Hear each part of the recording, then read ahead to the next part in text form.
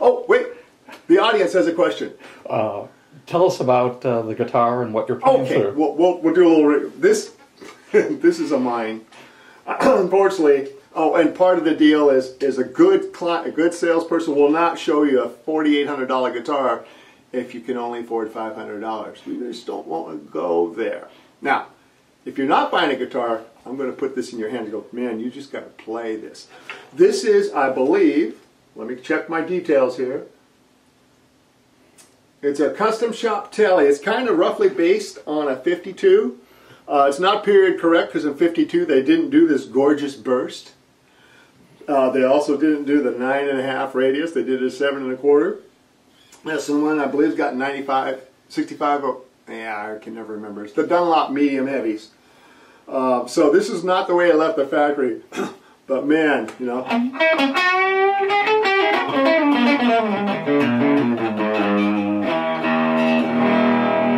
It's in tune with the 3-piece bridge. It's got the wolf, just like they had in Velvet. Anyway, this is an amazing guitar. I wish I had never picked it up because I just love this guitar. It's what Fender Custom Shop calls a heavy relic. They built this to be beat up like this.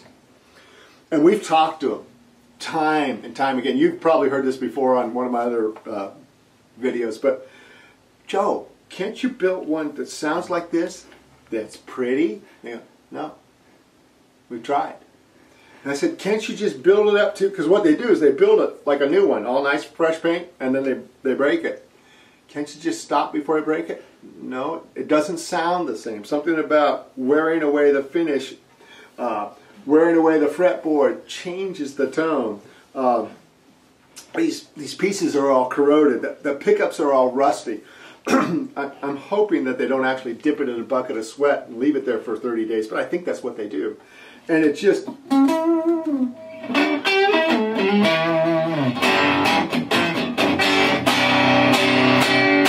This guitar has authority. I could gig this guitar. I could take this as my only guitar and be happy. What am I saying? No. But I would love to have this guitar. We also have a violin burst Strat lying around here. I was going to play that one, but that one's amazing as well. I'm running it through one of my favorite tube amplifiers. Notice the qualification of tube. The new Mesa, well, not so new, Trans Atlantic 30. It's a 30-watt combo. Well, actually, they called it a 30. I don't know why, because it's actually 40 watts, 12-inch Celestion.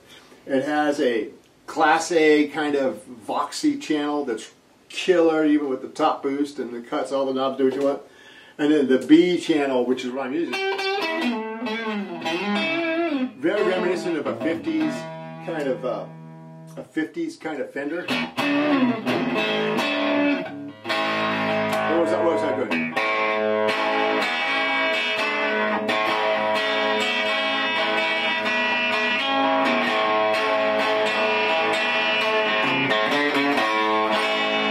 So you get that very cool, but you can also kick it.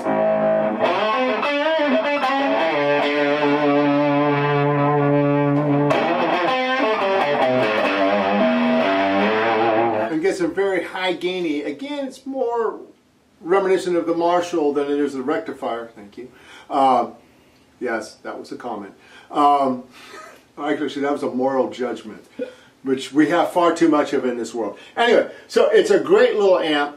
As I've talked before, I like the, you can't see them, but over here we've got the Mesa Express, which is a really nice, tiny, relatively inexpensive, great sounding amplifier, very versatile, great for jams. We've got the Mark V behind me, which is an incredible pro rig, because you've got 6 different possible foot switch selectable tones, and it's plenty of power.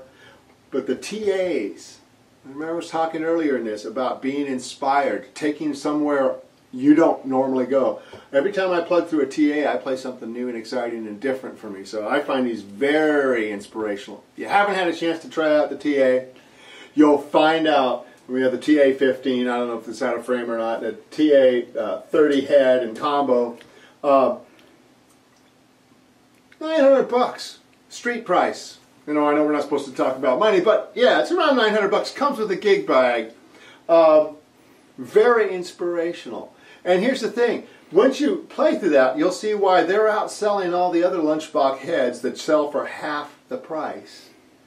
Because these sound killer. And the other ones sound cool. They're okay.